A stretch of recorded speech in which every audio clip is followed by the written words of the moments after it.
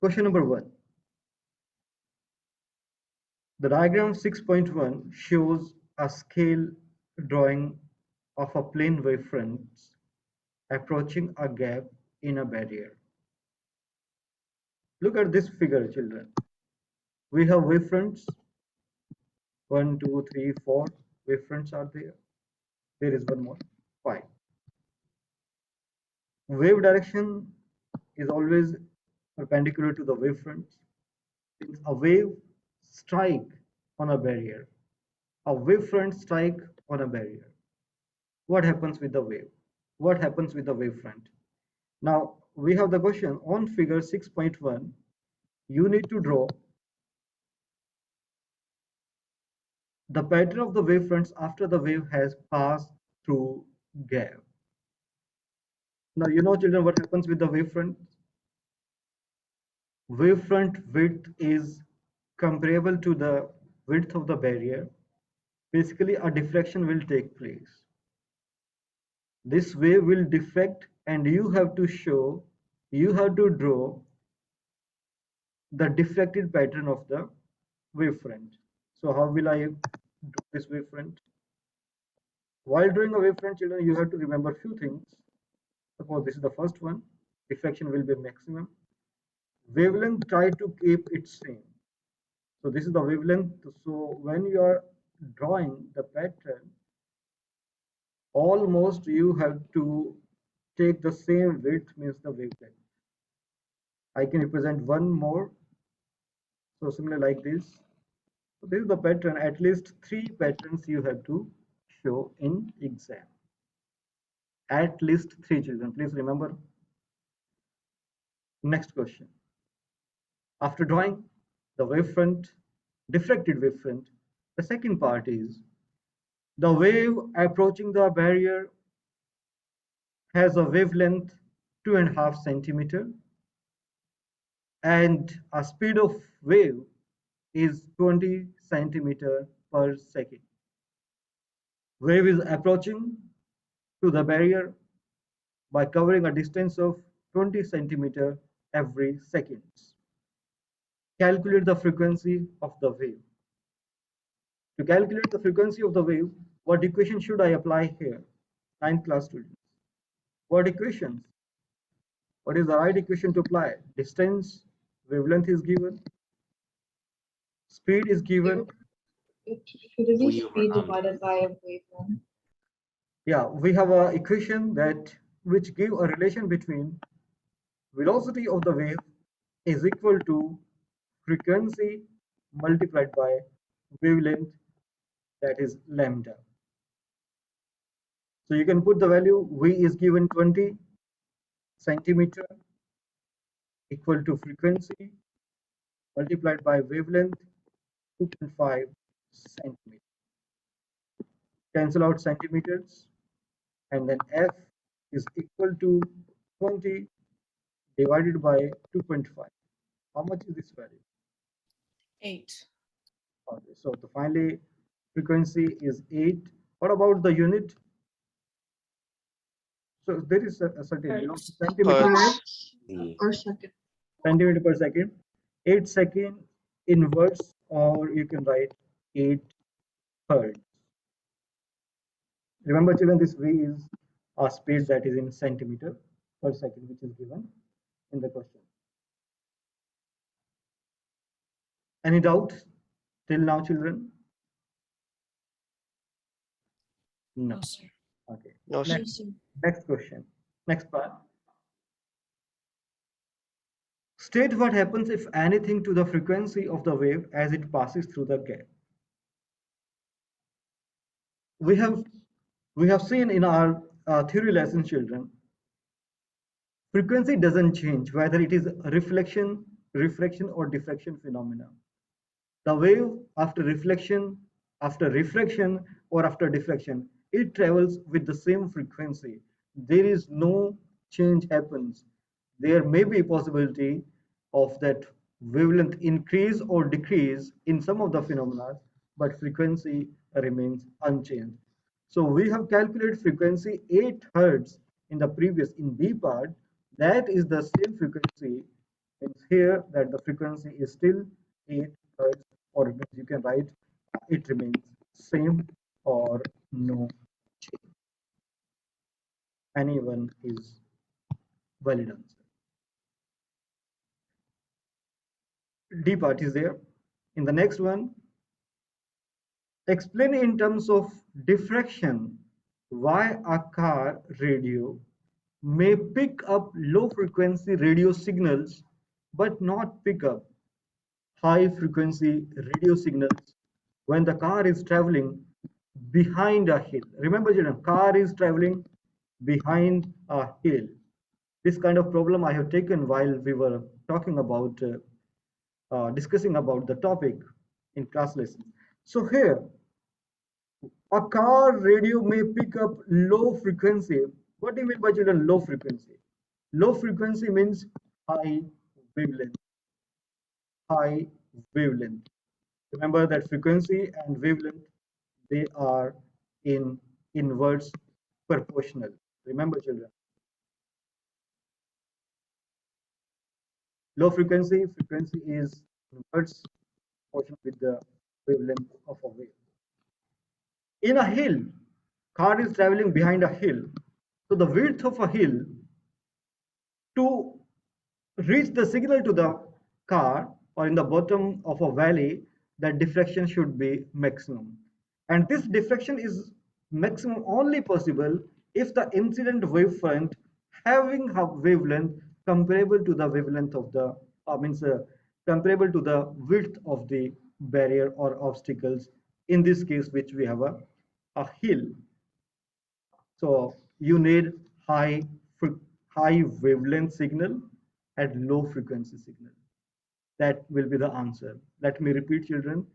A radio may pick up low frequency because low frequency means it has a high wavelength which might be approximately comparable to the size or the width of the barrier, and then diffractions will take place and signal may deflect and spread more and can reach to the uh, radio signal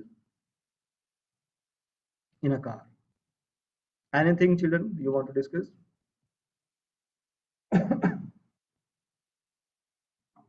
No. No, Next, sir. question number 2. A water wave in a tank travels from a region where the speed of the wave is faster into a region where it is slower. Figure shows a 1/4 scale diagram that shows the wavefront in the region where the speed is faster. Look at this figure carefully, children. Fast and slow region is there, wavefront is there, and what a scale is important here. They have mentioned the scale. 1 centimeter is equal to 4 centimeter. 1 centimeter equal to 4 centimeter they have given. Take measurement from the scale diagram on figure 6.1. Determine the wavelength of the wave, children. Determine the wavelength of the wave as it travels in faster region. How will you do? You have to measure the wavelength. To measure the wavelength, very simple. Wavelength is where? Wavelength is this one. These are the two consecutive crests, and this distance, is called the wavelength. Also, what you have to do in exam, you have to use ruler or scale. You need to place the ruler on your screen. Online there is a problem, but in offline classes, offline exams, you will get a hard paper, a paper, question paper. Then you need to put a scale. You have to measure what is the length. Are you getting my point, children? You have to measure this length with the help of a ruler scale. After finding the length, you have to multiply as the scale is given. Whatever the length is there, you multiply it by 4. So you can calculate your answer in centimeter or millimeter. Is this clear, children? What you have to do in this question, you have to measure the wavelength of the wavefront. Anyone can use, please scale. Please put the ruler on the screen and tell me how much. Sir, it's around 0.5 centimeters. 0.5 centimeter. Yeah. Okay, so you're saying that it depends upon the resolution or screen size also. So if you're getting Yeah. 0.5 multiplied by it by 4, and then how much it will be in centimeter? 2 centimeters. 2 centimeter. Basically, if I look at the marking scheme, children, in the marking scheme, they're saying it should be in between 6 and 7 millimeter. So in 6 and 7 millimeter means around 2.6, 2.6 or 2.5 or 2.4 centimeters. Something answer will be in this line, in this range. So I will go with the marking scheme, and so our answer is 26 millimeter. 26 millimeter, it may be 25, it may be 24. So around within the range of 24, 25, 26, maybe 27 also. But remember, whatever you are getting reading on scale, you have to use that reading multiplied by 4. That is your answer, children. Next one.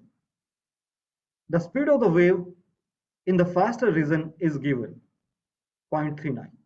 Calculate the frequency. Wave is coming, wave is coming with a speed 0.39. You need to calculate the frequency. Again, the same equation, or equation we have used in the previous question, V equal to frequency multiplied by lambda. This is given. Wavelength we already calculated here at the wavelength. And now let me calculate the frequency here. Frequency is equal to velocity 0.39. This is in meter per second. And wavelength in the previous question, it was 2.6 centimeter. If I take 2.6 centimeter, centimeter should be converted into meter. So divided by 100, right, children? So it's like 0.026. 0.026. So you need to put that value here, 0.026, and this is in meter. Meter will cancel with meter, and then you need to divide 0.39 divided by 0.026, and this will be around nearly equal to 15 second inverse or 15 hertz. So if you are getting some different value here, whatever the value you are getting here in the wavelength, that you have to put here. But children, remember, don't get confused. Here the unit is meter. So you have one possibility, you can convert meter into centimeter, or you can convert centimeter into meter. The unit should be same.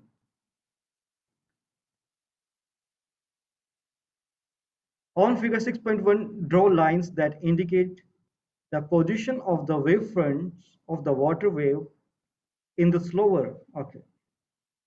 Slower is a refraction will be there, children. Refractions will be there, and you have to show the refraction pattern for the incident wavefront. I have given you a rule how to find out the refraction of a wave in when it is moving from shallow to deep water, deep to shallow water, that you need to represent a wave. You need to draw a wave. Take any one wave, suppose this one. I have drawn an incident ray. And on this incident ray, that the second step I told you that you need to draw a normal. The normal is a normal to this, normal is normal to the boundary, this surface, interface. This is the normal.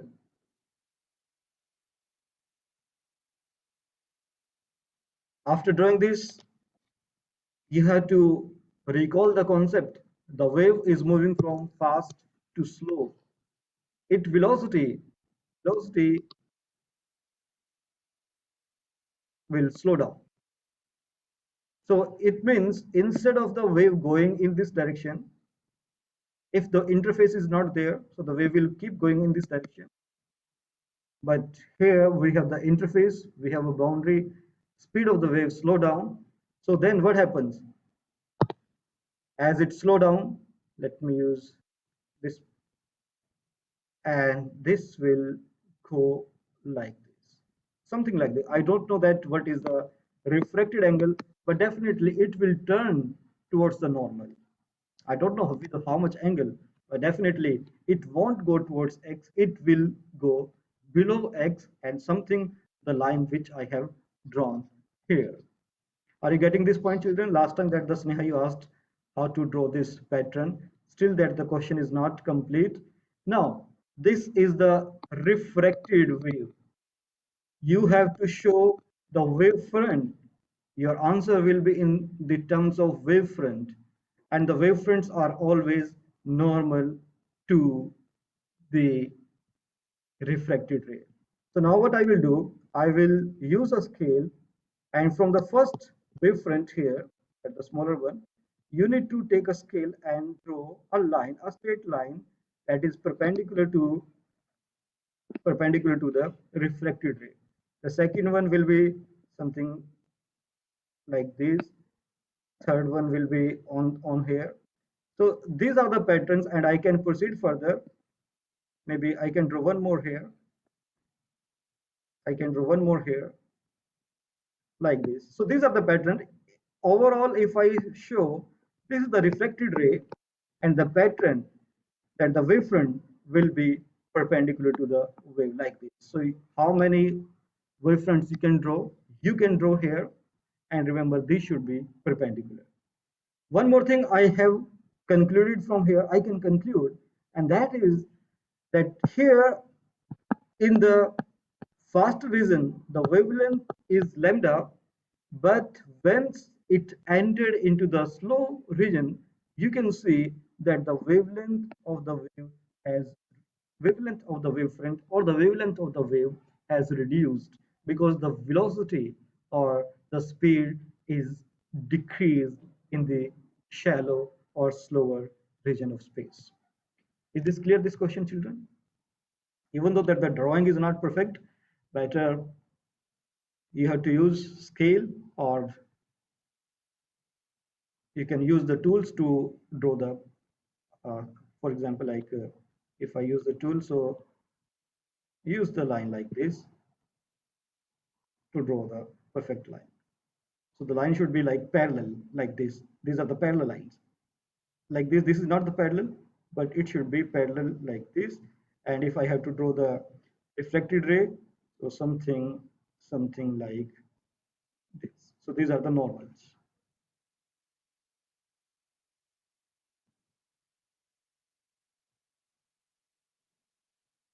Next one.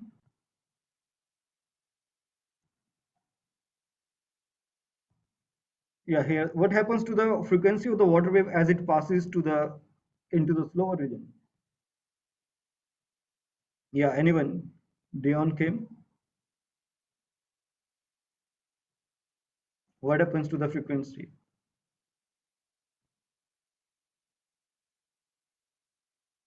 Uh, Arshdeep. Because we saw I before believe that no change occurs.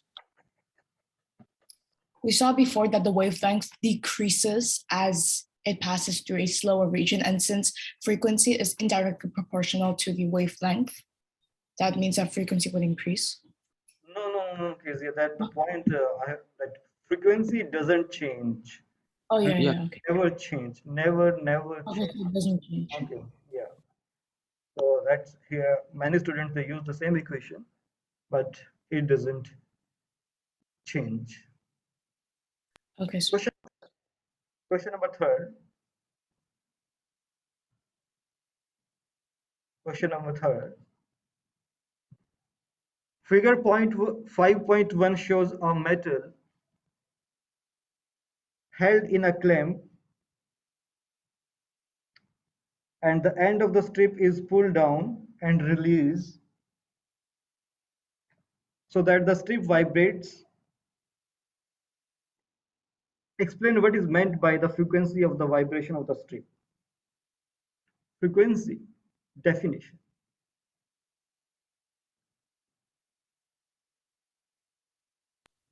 The What number of vibration, number of the number of vibration of the metal strip, vibrations passing through the point Y, number of oscillations about the point Y, or the number of complete waves passing through a point in a given time. That is the meaning of our frequency. So basically, frequency means it is the number of vibrations. Let me write it. Number of vibrations produced. Produced produced per unit time. There are many definitions, but you can also remember this one. The amplitude of vibration. Actually, the question started from here. This is explain what is meant by then the amplitude of vibration of the end of the strip. What is meant by the amplitude of vibration of the end of the strip? Yes, children. What do you mean by amplitude? Where is the amplitude actually? Here in the diagram, y to x, the amplitude, and the below also y to z is also the amplitude. So amplitude of vibration of the end of the strip means the maximum position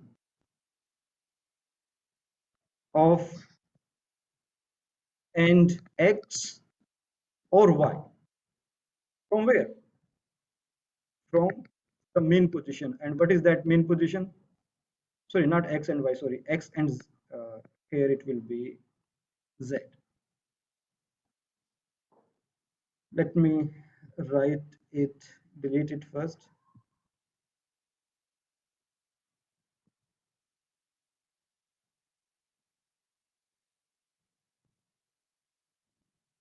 And to make some space, let me rotate it. Yeah.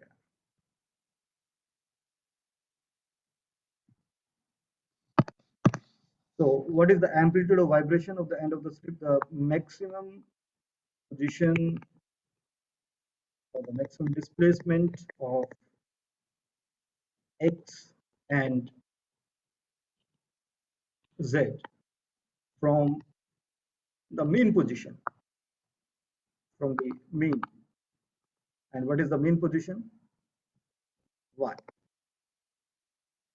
So this strip is oscillating about the mean position up and down.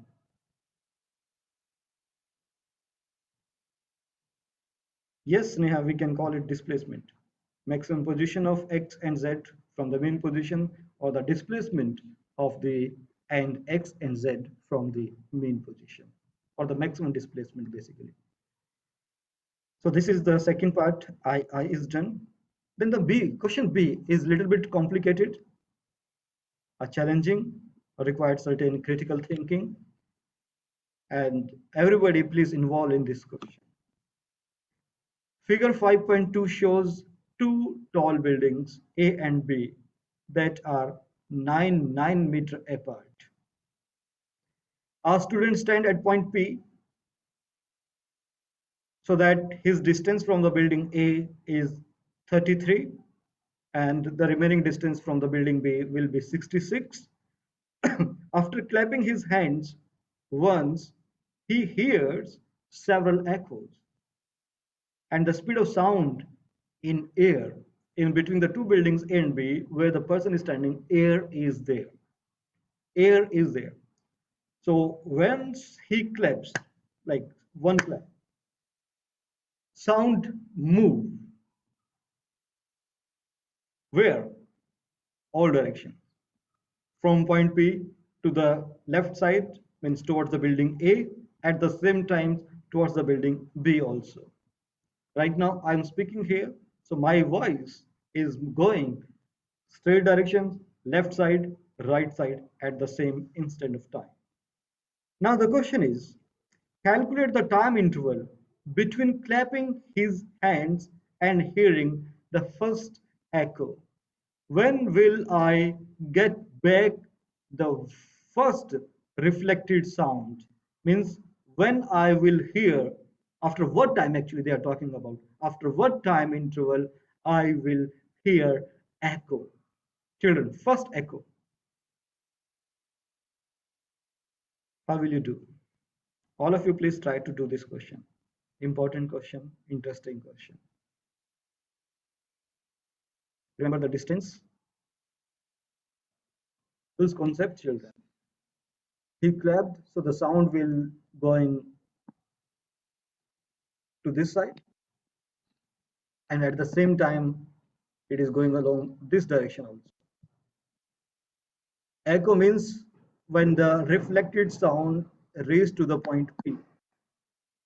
Again here, this will also return back to this point. But I can see this distance is smaller. So the first echo can be here or heard. Let me write the formula. Speed is equal to distance upon time. I need to calculate time. So time t1 at the first time, that is equal to distance traveled by speed. How much distance is traveled by the first echo? 33 in one direction, then 33 returning back. So 33 plus 33, and the speed is given P30. So 33 plus 33 is 66. 66 divided by 330, and you will get this is around 0.2 seconds. So after a time period of 0.2 seconds, that the first echo is heard by the person who is standing at point P. Am I right, children? Did you get this point? That the first echo will be there. If someone are thinking about, sir, the first echo will be from the wave which is going from P2 towards building B, then it is coming back. No. If you're thinking in that way, that is not the right. Because from P to B, the distance is larger. The first sound reflected from point A, this distance is smaller, and this will come early as compared to the sound which is going towards the building B. So this is the part one done. In the next one, you have to calculate the third echo. Third echo, children. Before I go to the third echo, children, I want to tell you the second echo also. Even they haven't asked in this question to calculate the time interval of the second echo, but we can calculate. The T2 is equal to the distance of the wave going from P to B and coming from B to P. And this distance will be, the total distance is given 99. So this will be 66 in meters.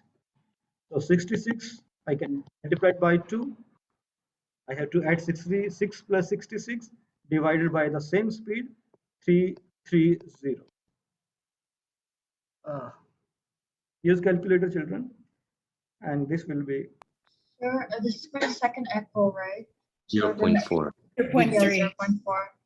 okay, 0.4 you're getting. So 0.4 seconds. So this is the time interval for the second echo. What about the third actually? The question is you need to calculate the third echo. Think, yes. For the For third me, echo, how much distance 0.8. will the sound have to travel?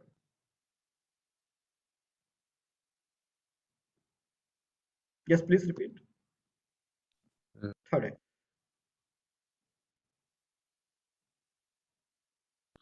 I'm guessing it's 0.8. I think it's 0.6 because when you calculate it, that's what I got. Okay. But Where's we the need to look at distance? direction first. Where's the direction going? Yeah, like where's the So you can distance? get that after answer then. echo? The main thing that you have to find out for the third echo, how much distance that the sound have to travel. We have calculated that we have seen the first echo, we have seen the second echo, then what about the third? The sound is completely continually, going and coming back after reflecting from the building A and building B. So let me tell you, let me help you. So the third is possible. This is the first, and then the wave is coming here. It won't stop here, then it is going to this side. and then it is coming to this point.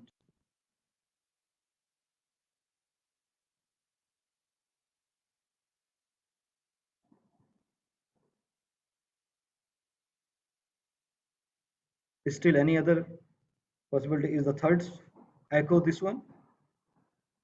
Think about, children. So the third echo is the 99 meters, the distance. Yeah, then this is going to this side. That's total 99 times 2, so yeah, it's possible. Yeah, this one is if the third wave has traveled this distance going from P to A, then A to B, and then coming back to the point P. So what is this distance? I can write 33 plus A to B, the 99 plus 66. If I add all them, how much is this? That's total 2 times 99, so 198. 198. So 198. So to hear the third echo, the wave should travel a distance of 198 meter, and after traveling a distance of this, then the third interval when we hear the echo will be 198 distance divided by speed, which is 330. Please someone divide it, 198 divided by 330. 0.8. 0.6. Wait, I mean 0.8. I wait. I mean 0.6. Sorry, points. So it's 0.6.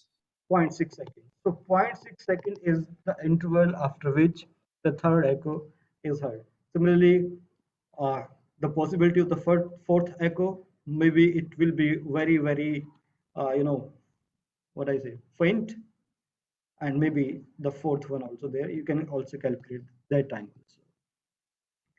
Now the next question, children, write down an approximate value for the speed of sound in water, in steel. That these are the values, children, that you have to memorize. You have to look into the table which is given in your book. So I will write this is around 1500 meter per second. I'm writing this value in meter per second. And in steel, in solid, this is around 5000 meter per second. Nearly.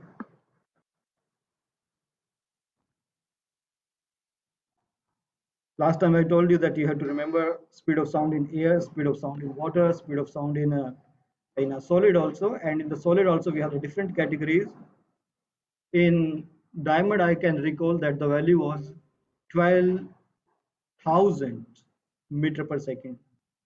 The speed of sound is highest in solids and as well as highest in diamonds. Next question. Figure 5.3 shows a dolphin in water emitting a sound wave of frequency 95. Children, may I know the name of this frequency? What is this? Ultrasound. This is ultrasound, you know. Yes, good case here.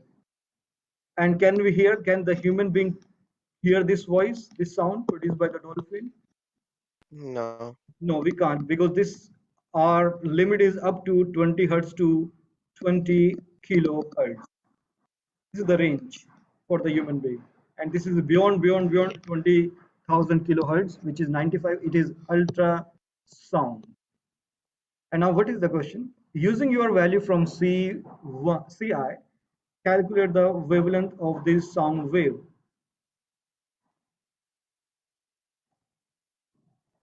Uh, Using your value to CI, what is here? Okay, speed in water is 1500. We have taken 1500, and with the help of that value, you have to find wavelength. Again, the same equation, children. V equal to frequency multiplied by wavelength. Speed 1500 from the CI, and wavelength is no, not wavelength. We have to calculate frequency is given, and I can put here into the denominator. Frequency is 95 kilo. Uh, Better to convert into hertz. 10 to the power 3 equal to length. Please, someone do this calculation. Please someone solve this part. Use calculator.